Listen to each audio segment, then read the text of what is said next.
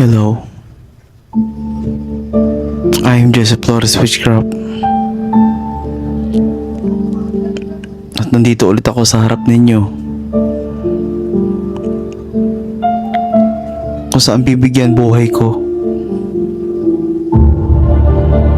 ang aking mga prediksyon at ang aking mga babala simula lang tumapak ang 2026 na ito. Ngayon, mapapatunayan ko sa lahat ng tao na nakakakilala sa akin, sa mga taong naghahanap sa akin, na lahat po ng babala ko sa inyo ay hindi po yun katang-isip, at lahat po yun ay pawang katotohanan base sa aking kakayahan. Na palagi kong inuulit sa inyo na hindi ako nagbibigay ng maling impormasyon or nagpapakalat ng panik.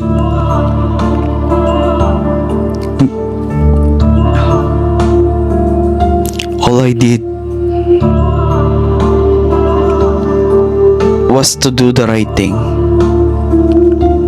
na magbigay ng babala sa inyo. And yes, napakadami po ng mga taong lumalapit sa akin. I should be grateful because marami na akong kliyente. Ang dami na nag-aabil na medalyon. Napakadami na pong nag-i-inquire.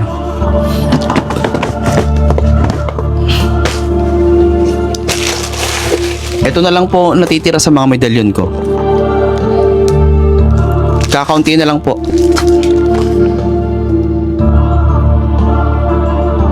Napakadami po. This is what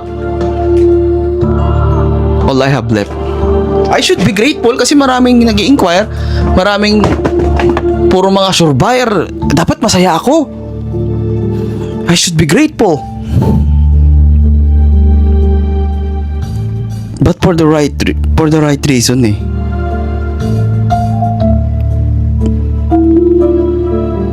They are now believing me for the wrong reason. At napakabigat na po. Nabibigatan na po ako sobra. Nabibigatan na po ako. Parang hindi ko nakakayanin. Pero hindi ako susuko. Naman lang na magpahinga ako, 'di ba? Pero hindi pwede. A lot of people depends on me now. Ang rason po ng topic ko ngayon,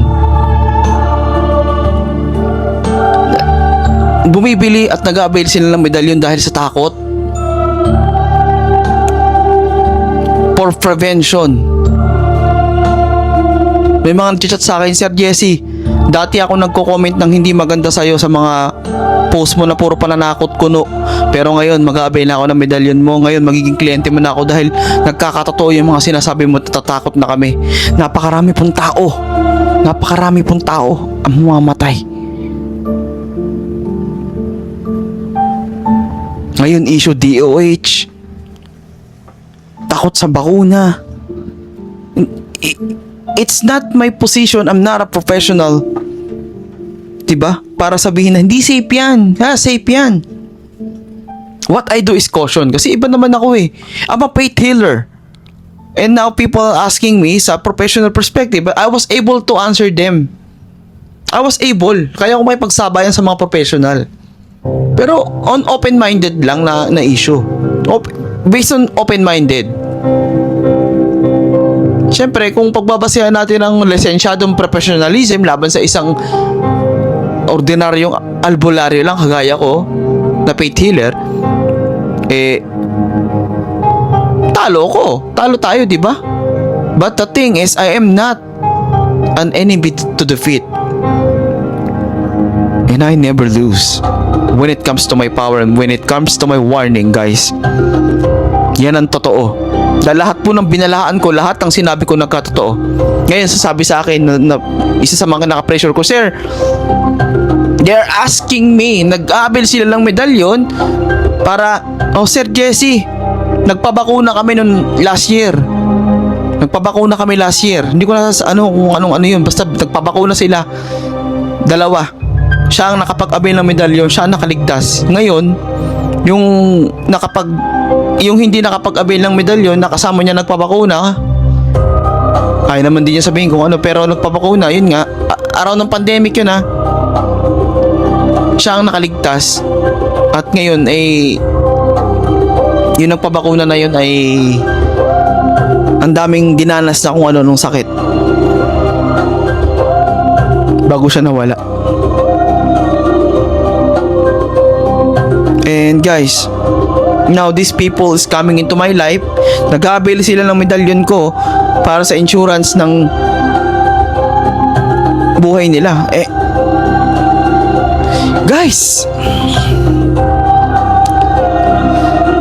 okay na yun na nag-avail kayo ng medalyon ko. Responsibility ko kayo sa faith healing, sa you're gonna be alive, di ba? You're gonna do great. You'll be healthy as hell. Pero yung tinatanong pa nila ako, syempre, ito nga naman, ilagay nyo yung posisyon, ilagay nyo yung posisyon ko. Or posisyon ng mga tatanong. Sir, pag kami ba yung nagpabakuna ng anak namin, safe ba yung bakuna yan? Paano ako sasagutin bilang faith healer? Ano nakikita ako sa future ng tao na yun? Pag sinabi kong safe yan, paano kung may nangyari doon? Wala namang magte-take responsibility doon. Ang namang ako, nagtanong lang naman sa akin, di ba? Faith healer ako kaya kong pagalingin yan dahil marami na akong napatunayan, marami na akong nasagip, nabuhay kahit 50-50 pa, nasagip ko. What if sinabi ko na wag kayong pabakuna kasi nakikita ko hindi safe yan, di misinformation ako. Sasabihin naninira ako ng ganyan-ganyan, di ba? Ang hirap.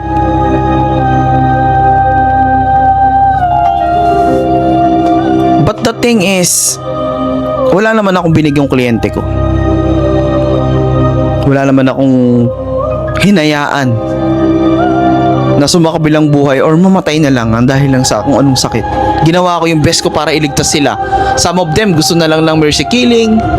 Some of them gustong mabuhay pa ng mahaba. And that's what I did. Naman po talaga dapat ang purpose sa medalyon ko Yun po ang talagang purpose sa medalyon ko. Sumagip ng buhay, lumigtas. The truth is, yung mga nakakilala sa akin from 2020 to 2025, mga gusto lang magpayaman, gusto lang maging kaibigan yung mga kaaway nila, gustong umayos sa negosyo nila, gustong magkatrabaho, gustong mabili or mabenta yung mga lupa nila, manalo sila sa kaso na wala naman silang kinalaman, or makalis ang ibang bansa, maging maayos ang relasyon nila ng mga pamilya nila, maging okay sila ng asawa niya. Napunta sa kanya yung taong mahal niya na matagal na niyang nililigawan. At lahat po yun nasolusyonan ko. Pero iba po ditong 2026. Ang tao lumalapit sa akin dahil sa takot. I should be grateful na naniniwala sila sa akin na kaya ko silang sagipin sa mga sakit nila or mga pinagdadaanan nila. But this is different. This is digging me to a pressure na I predetermined this. I saw it all coming. Pero I have changed so many timelines now. At ito na lang ang masasabi ko sa mga nag-i-inquire, sa mga hindi pa ako kilala, sa mga hinahanap ako. Ito po yung legit na account ko. Meron akong account sa YouTube, meron po ako sa TikTok, sa Instagram. Lahat yan, i-follow nyo dahil doon nyo ako lagi makikita, doon lahat ako.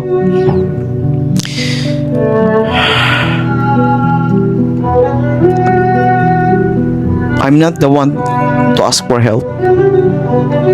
Pero I'm willing to open my arms sa mga iba pang faith healer dyan to join me into a different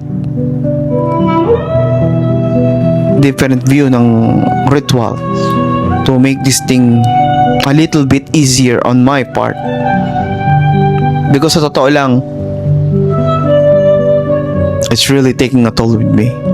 Kaya ko naman, independent. Kaya ko, pinanindigan ko mag-isa di ba? Kaya ko to.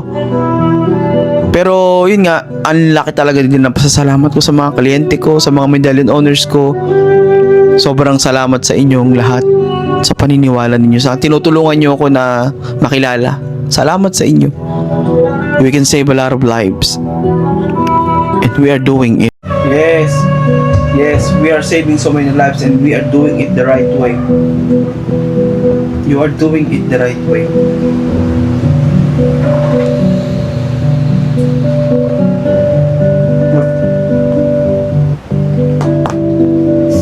It's just that I am thankful na meron akong I'm just thankful na I have a loyal, beautiful wife na when I'm really on my darkest days is she's comforting in and reminiscing the life na meron kami noon. But then again, ito, isa-isa natin tong malalagpasan. Dahil kung titignan nyo ang aking accounts, napakadami po ng mga tao na naliligaw, natatakot, and you have the right to be afraid. You have the right to be scared. And you have the right to come forward and join me in this journey na labanan natin ang lahat ng masasamang balita sa 2026. God is good all the time. He will provide. He provided you a solution. He provided me to you. And please, ang dami kong ways at ginawa para maramdaman nyo si God through me. Yung mga kabutihan niya, papatawad, pagmamahal niya, parusa niya. Ngayon naranasan natin ng mga nakarang taon ng blessing niya, ang pagmamahal niya. Ngayon, sama-sama po nating lahat na i-acknowledge si God at harapin ang kanyang parusa. Na thankful, binigay niya ako sa inyo. Na ako yung sumusolusyon sa mga problema ninyo, mga kliyente ko. As you can hear na sobrang lakas na naman ang ulan. That is the punishment of God. And it's not gonna be over soon. Pasalamat din na lang din talaga ako na may mga sumusuporta sa akin. Pasalamat na rin din talaga ako sa mga taong naniniwala sa akin. Everyone needs a hero, but I'm not a hero.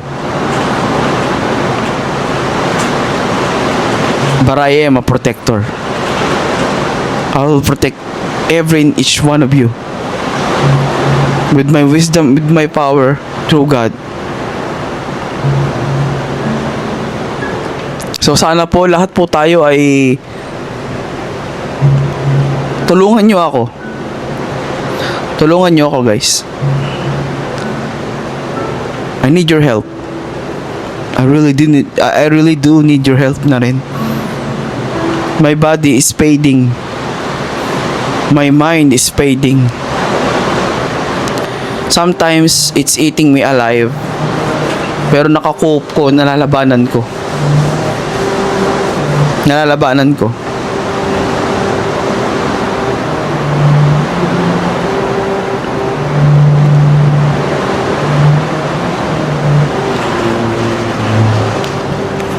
Yung mga babala ko ng mga nakaraang taon at ng mga nakaraang buwan ay nangyayari na isa-isa.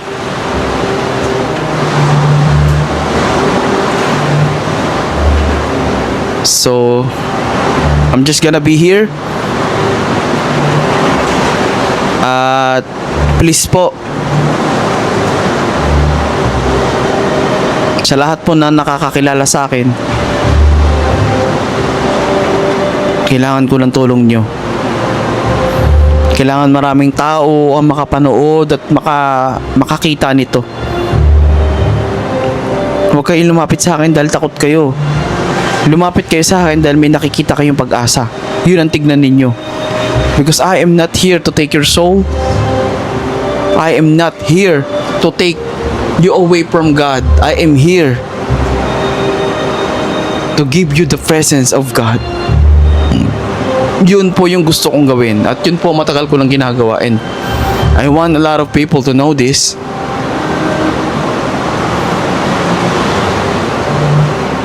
I will do my best to save you. I will do my best to save you. So, mayun po, maraming salamat po. Ito muna yung aking sasabihin ngayon. It's just that I can't take a break anymore.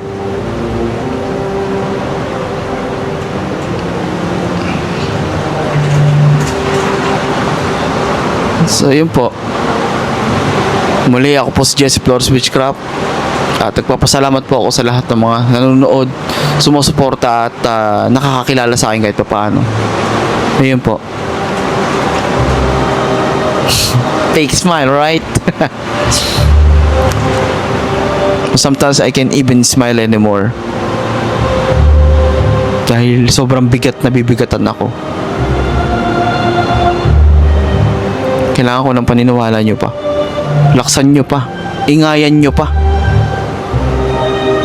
Kung maaari, sumabog tayo social media. Yun lang po. Kung may impluensya kayo, kung may kakilala kayo, kamag-anak kayo na influencer, ipanood nyo sa inyo yung mga, ipanood nyo sa kanila to. Na kahit ma-share man lang tong video na to, kahit ma-share man lang ako, yung kahit profile ko man lang, napakinggan yung mga babala ko, pakinggan yung mga nagagawa ko, yung mga boses sa mga kliyente ko, na mga natulungan ko, na huwag kayong matakot sa akin. Dahil kakampi nyo ako, ipaglalaban ko kayo hanggang sa huli. Pagagalingin ko kayo sa lahat na aking makakaya. Ibe-bless ko lahat ang mga karir at mga negosyo ninyo nang hindi nyo inakala na imposible sa mga kliyente ko, pero naging posible yun dahil sa paniniwala nila. So yun po. Dito ko na po muna tinatapos ang aking itong vlog ko, itong aking salita. Nantayin nyo yung mga susunod ko pang sasabihin, mga babala. Ayun po. I am Jesse Flores Witchcraft, your faith healer. In the name of the Father, the Son, the Holy Spirit.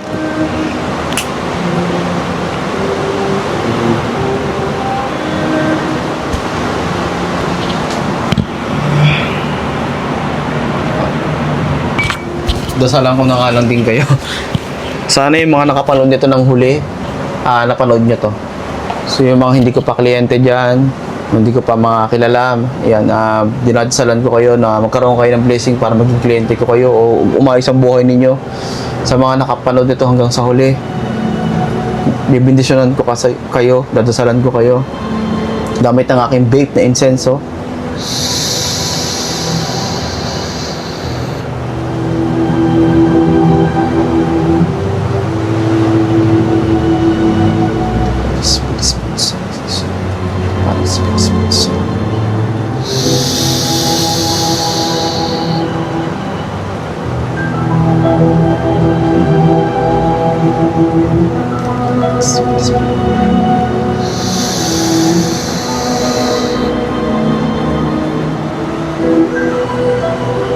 Spirits.